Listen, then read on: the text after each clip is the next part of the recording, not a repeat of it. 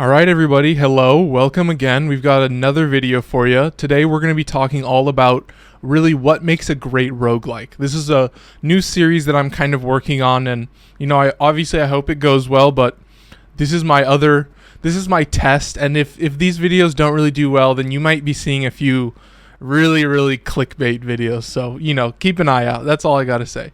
I'm going to try to be quick about this. I'm shooting for like a 10 to 20 minute video, but yeah, these topics are generally going to be shorter. We have about, I would say 5 or 6 sections to go through, not including the intro. So, I'm going to try and make it quick. There's just a few things that I want to talk about here at the beginning. Obviously, these are all just my opinions. I want you guys to all understand that with basically all of my videos is like I'm not really trying to give you the definitive objective truth about this. These are just the things that I've learned, the experiences that I've gathered from playing, all these dozens of roguelikes. I'm sure if you've watched any of my videos, you can see that I play a lot of roguelikes. They're a really great formula, and it's a really easy way to give a game developer, kind of a building block or like a palette to build off of, and then you can kind of create whatever castle you want on top of that. So I guess part of what I love so much about roguelikes is kind of that story in general is just kind of an afterthought. Like Hades is a great example of being unique and very different, where playing the roguelike is actually part of the story, and there's the whole Persephone thing. I don't want to spoil it too much, but if you haven't heard about that yet, then I don't know what you're doing. But like Hades is one of those very unique ones because it actually has a story, and it has characters and plot development, and it has an ending, whereas most roguelikes are kind of more like lore, where they tell you like, oh, this is why the world is the way it is, and you are just thrown into this chaotic world. And then the other thing that I think I mentioned a little bit earlier is this idea that the formula of roguelike is kind of a foundation to build whatever house you want on top of. And so because of that, the roguelike genre in general is just so complicated, and really the main draw is just the chaos of all the systems working together and the complicated nature of it. So really, like, roguelikes are so special because it really is like you have to design it from the ground up to be exactly the way you want, and it can be a little difficult to introduce new mechanics and balance them properly because there's so much variety of mechanics and interactions in the game that it's really hard to kind of create new ideas. And so when you play a roguelike, you'll notice that a lot of these systems and a lot of the ideas and the variety is kind of really well incorporated and synergized with each other. So I think for a lot of people, roguelikes are definitely defined by progression just as a whole or in general. It's kind of this idea that you play the roguelike and you start from absolute zero, and you really have to climb your way up as you go through the levels. And so that's kind of like an in-run progression system. That's how I think about it is, when you start out a run, you're as weak as you possibly get, and you can only get stronger from there. And, you get these crazy weapons, but the enemies also get stronger. But the end goal is like for you to be balanced and for you to have the same amount of power as whatever you're facing. And so, I think with a lot of roguelikes, and especially when we talk about this idea of traditional roguelike versus modern roguelite, is this idea of not only is there in-run progression, but there's also out-of-run progression, which is like, in Hades, it's like you got darkness, and you have these, you have the Titan's blood and all this stuff, and these are like upgrades and tokens that you can collect, and then you spend these tokens, in your hub area or whatever you want to call it, and you spend them to, get stronger, get more unlocks, things like that. So, when we talk about like a traditional roguelike, we're really talking about like a Dead Cells. I think that's a great example. I'm going to talk about a few games here. I'm probably going to mention a little bit about Gunfire Reborn. That is going to be the background footage, but that's more of a modern roguelite where you get these upgrade tokens, these spirit essence or whatever it's called, and the spirit essence is what you spend to get flat upgrades that persist between runs. And so it's this idea that there's multiple different progression systems for you to balance. And like with a more traditional roguelike like Dead Cells, the only progression is like getting better weapons, and the further you get into a game, the better blueprints you're going to unlock, and the more weapons you can unlock with cells. So there's that kind of progression system, but it's a lot more basic than something like Gunfire Reborn, or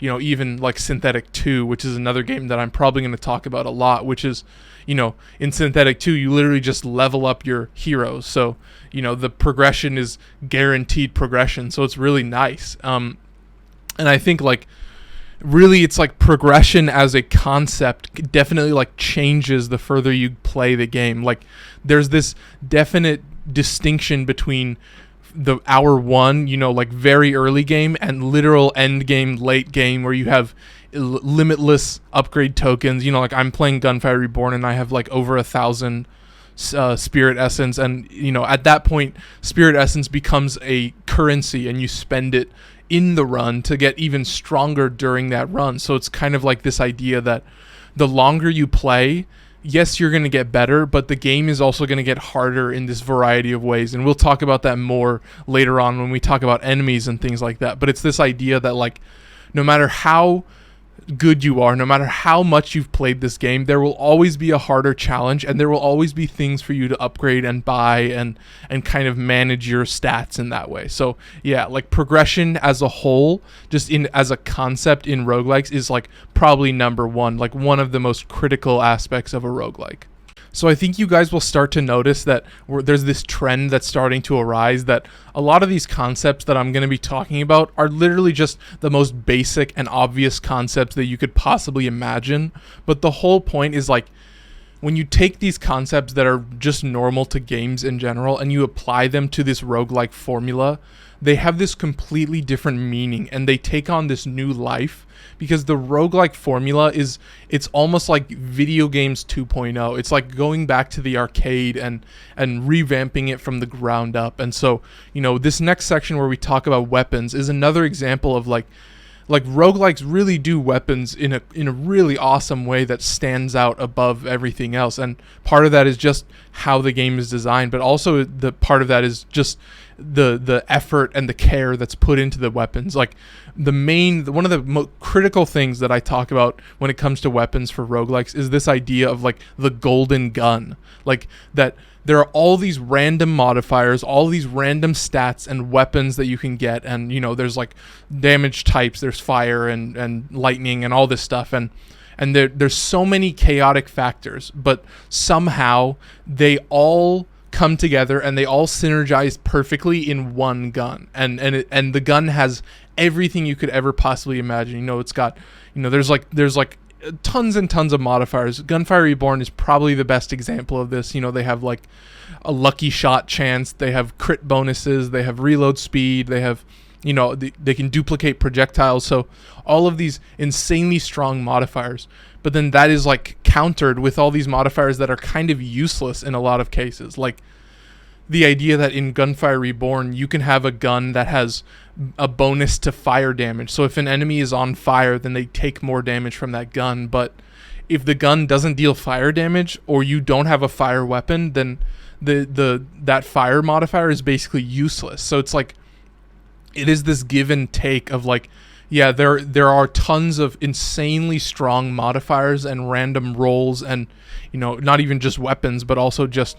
upgrade tokens in general that like not really tokens, but more just like in Gunfire Reborn it's called occult scrolls, and these are like even more synergy type items that will change how ammo operates and fundamentally change how you play the game, and they all kind of come together in this really magical way, and you get this, like I said, this golden gun that you can just eliminate anything and it's just a breeze. And that's kind of this whole idea. And then the other thing is like, we talked about a little bit in the last section, which is like the further you get into a game, the better the weapons you're going to find are. So like in Gunfire Reborn, the way to unlock guns is by completing achievements. So, you'll get an achievement for killing the lowest tier enemy, and you'll get a low tier gun. But if you get to that final area and there's like an achievement for killing the most basic enemy in that area, you're still going to get a really strong gun. But it's kind of actually pretty easy to get. And so it's like, this idea of part of the progression is just getting to those late game areas so you actually have a chance to get those crazy guns that the devs, they kind of save for the end because they know how strong they are. So next up, we're going to be talking a little bit about enemies, and basically what I'm trying to get at is like all of these sections are really, really important, but I would say that enemies is a great way to kind of illustrate how much care and thought is put into these roguelikes specifically. And I'm going to try and use a couple games as an example, but I think like Curse of the Dead Gods is one of the best examples of like really, really good enemy variety and enemy styling. So that's like the first thing that we're going to get into is like, in all these games, like enemies have certain roles that they fall into, and I think Curse of the Dead Gods is a great example for this. So in Curse of the Dead Gods, there's basically like 4 or 5 different types of enemies. So you have like your grunt mobs, your lowest level, usually a melee mob, and usually low health so that they can be taken out easily, but they just run interference. They're just very chaotic.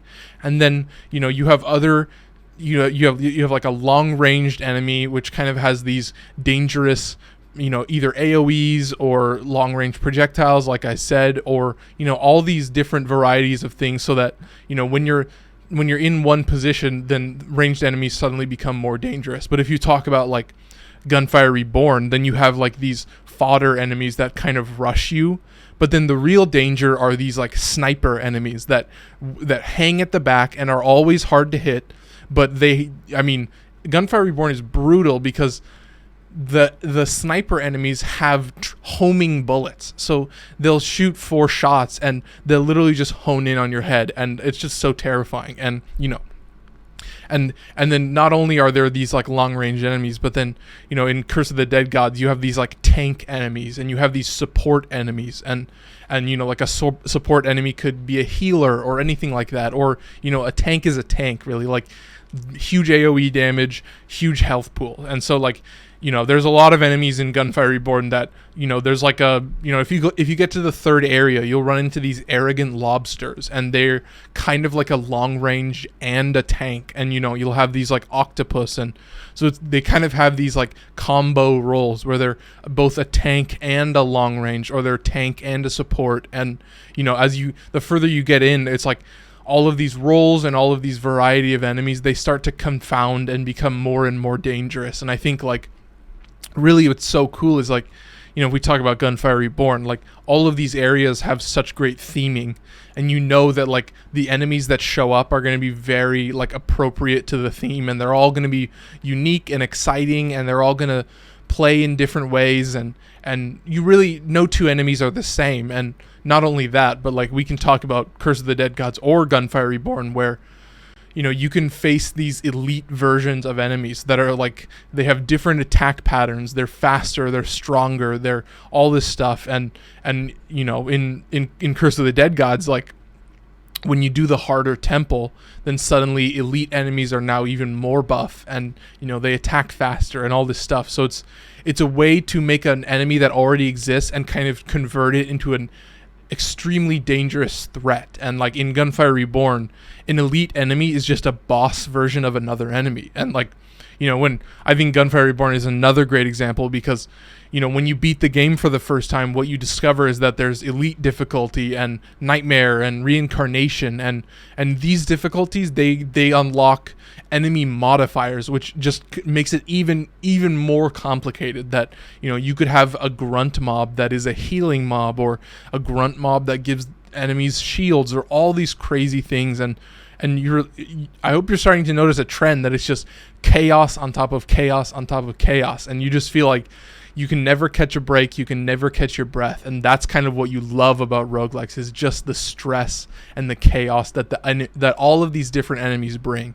So like that's what I would say is like, if a game has great enemies, if a roguelike has great enemies, it's probably a great game.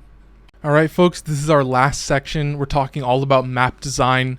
When you talk about traditional games, even like Dark Souls is a great example, where map design is really a critical aspect of not only enemy placement, but also how you tackle an area. And this should all be pretty obvious, but I think it really depends on the game you're playing. Like when we talk about games like Curse of the Dead Gods, where it's basically just a top-down isometric 3D game, the map design isn't really as important because you don't have all those degrees of freedom. You can only move on a flat plane, and so what Curse of the Dead Gods has to do then is kind of add all these traps and fill the map and make the map be dangerous. As opposed to when we talk about like a 3D game where we talk about either Gunfire Reborn or RoboQuest, where kind of the 3Dness and the verticality is an aspect of the game, and the map is part of the enemies. Like, when you come around a corner, you have to deal with that corner, and as an FPS, it's all about sight lines, and it's all about verticality, and being able to get the advantage on an enemy by getting a tactical position on them or whatever. Like when you talk about these games that have more complicated features, like really what that means is you have more opportunity to play the game how you want and assess a situation however you feel like. And so obviously the most important thing with what is so cool about roguelikes is that you have these different areas. It's really just as basic as saying like the theming is just awesome. Like, what's not to love? You talk about, like, I would think that Hades is a great example where you have all these crazy art style, like the map is just gorgeous. These enemies are just so interesting, and when you get to Elysium, you're like, whoa, this is where it gets crazy. Like, all the enemies are just completely different, and I think there's just so many. I think Gunfire Reborn, another great example where when you get into these new areas, it feels so drastically different. The map design, the tile set, all this stuff, they all kind of intermingle in this crazy way. And I think Gunfire Reborn is really awesome because it is like a tile system. So all the arenas are kind of connected based on their doorways, and so you can have this random association of maps and tiles all being combined together. And so it really makes it so that no two runs are exactly the same, but really, like, map design defines how you assess a situation, because as soon as you round that corner, you're aggroing all of those enemies. And so, like, when you talk about like Elden Ring or even Sekiro, where aggravating enemies and getting them to look at you is an aspect of how you play the game. And so the way a map is designed can determine how many enemies you can separate from a group, and all these these little tactical features that aren't necessarily blatantly obvious but are really, really important. And like, a map design is another example where you have to put a lot of care and a lot of thought into it if you really want it to do well. All right, folks, that's about all I got for you. I got a couple points before we close and do the outro. So I just want to reiterate that I think what I really love about roguelikes is just the chaos in general, like talking about it as a broad concept that, like, when you talk about a game like Synthetic 2, really what I love about it is that there are so many features and so many mechanics that all interact perfectly, and they all come together to create these tactical situations where you're having to react and change your behavior instantly, or you only have a few seconds, or else you're a goner, you're dead. And so, like, when you talk about Synthetic 2, like, the most basic thing to talk about is just damage types in general. Like, you have health, armor, and shields, but let's say you have a laser weapon. Laser weapons are ineffective against shields, but they're really effective against armor. And so just that little aspect, those little changes that you can make, those little confounding factors, is really what makes the game crazy and scary, but in the end just really fun. And then this kind of gets into my last point, which is, like, there's this really important thing about roguelikes that really makes them an arcade game, which is, like, when you lose, you just start again. There is no punishment for loss. There is no punishment for failure. You just play, and the only punishment is the punishment you give to yourself for not being good enough. And when you lose, you're like, well, I have to go again because I have to do better than last time. And it's this, you're competing with yourself. You don't really have to compete with anyone. I don't even want to get into multiplayer games, but it is like this. You're always trying to do better than last time. You're always trying to put in more effort and play better. And so I think, like, I guess we're pretty much done. So now is the time to say, hey, go to my game showcases playlist. I have all of my game review shorts in there. And the first couple games, if you get to Hades, all of those games are going to be roguelike. So, like Hades, Curse of the Dead Gods, Gunfire Reborn, Synthetic 2, just a few to name a few. I have more coming up in the future. But yeah, I think the most important thing is like, hey, go check out my videos. If this changes your perspective on roguelikes, that makes my day. That would make me really happy. But in the end, I hope you like the video. If you feel like supporting me, there's like button, subscribe, hit the bell. I think we're going to be having a guest stream in 2 weeks, I think November 5th. So stay tuned for that. But yeah, like if these roguelikes sound a little bit more interesting to you and this helps you think about them in a different way, go check out my game showcases folder. Go check out some of my roguelike reviews. I think at some point in the future, I'll probably make a separate playlist purely for roguelikes and roguelike reviews once I've got a few more. So yeah, definitely stick around, and I hope you enjoyed. Take care. Bye-bye.